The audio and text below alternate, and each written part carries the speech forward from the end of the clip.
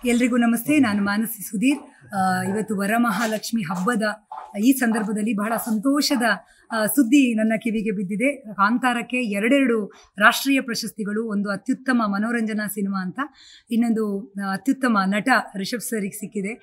ಕಾಂತಾರದ ಭಾಗಿ ನಾನು ಆಗಿದ್ದರಿಂದ ನನ್ನ ಖುಷಿ ದುಪ್ಪಟ್ಟಾಗಿದೆ. ಈ ಕ್ಷಣದಲ್ಲಿ ಆ ಕಾಂತಾರದ ಎಲ್ಲ ಸುಂದರ ನೆನಪುಗಳನ್ನು ಮೆಲುಕು ಹಾಕುವ ಅಂತ ಅನಿಸ್ತಾ ಇದೆ.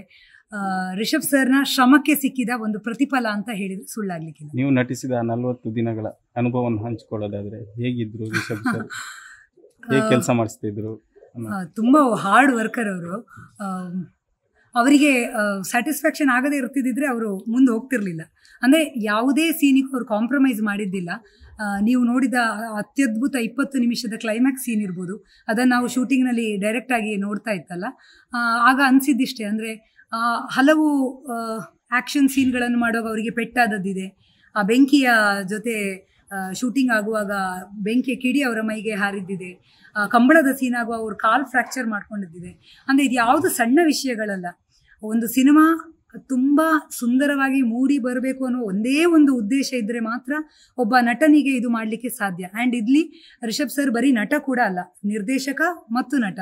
ಸೊ ಎರಡೆರಡು ಚಾಲೆಂಜನ್ನು ಅವರು ಅಷ್ಟು ಅದ್ಭುತವಾಗಿ ನಿಭಾಯಿಸಿದ್ದಾರೆ.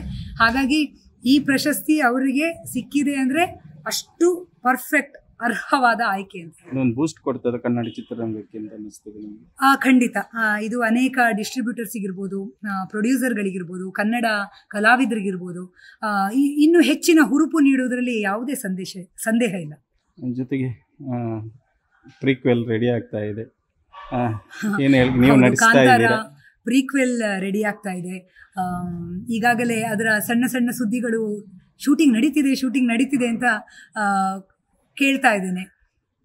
ನಾನು ಇದೇನೋ ಇಲ್ವೋ ಅನ್ನುವ ಚರ್ಚೆ ಬೇಡ ಈಗ. ಯಾಕಂದರೆ ಕುತೂಹಲ ಯಾವತ್ತು ಕುತೂಹಲವಾಗಿಯೇ ಇರಬೇಕು. ನಾನು ಕೂಡ ಕ್ಯೂರಿಯಾಸಿಟಿಯಲ್ಲಿ ಕತೆ ಏನಿರ್ಬೋದು ಅಂತ ಕಾಯ್ತಾ ಇದ್ದೇನೆ. ಮತ್ತು ಈ ಮೂಲಕ ಚಿತ್ರತಂಡಕ್ಕೆ ಕಾಂತಾರ ಪ್ರೀಕ್ವೆಲಿಗೆ ಆಲ್ ದಿ ಬೆಸ್ಟ್ ಹೇಳ್ತಿದ್ದೇನೆ. ಎಲ್ರಿಗೂ ನಮಸ್ತೆ. ನಾನು ಮಾನಸಿ ಸುಧೀರ್. ಇವತ್ತು ವರಮಹಾಲಕ್ಷ್ಮಿ ಹಬ್ಬದ ಈ ಸಂದರ್ಭದಲ್ಲಿ ಬಹಳ ಸಂತೋಷದ ಸುದ್ದಿ ನನ್ನ ಕಿವಿಗೆ ಬಿದ್ದಿದೆ. ಕಾಂತಾರಕ್ಕೆ ಎರಡೆರಡು ರಾಷ್ಟ್ರೀಯ ಪ್ರಶಸ್ತಿಗಳು, ಒಂದು ಅತ್ಯುತ್ತಮ ಮನೋರಂಜನಾ ಸಿನಿಮಾ ಅಂತ, ಇನ್ನೊಂದು ಅತ್ಯುತ್ತಮ ನಟ ರಿಷಬ್ ಸರ್ಗೆ ಸಿಕ್ಕಿದೆ.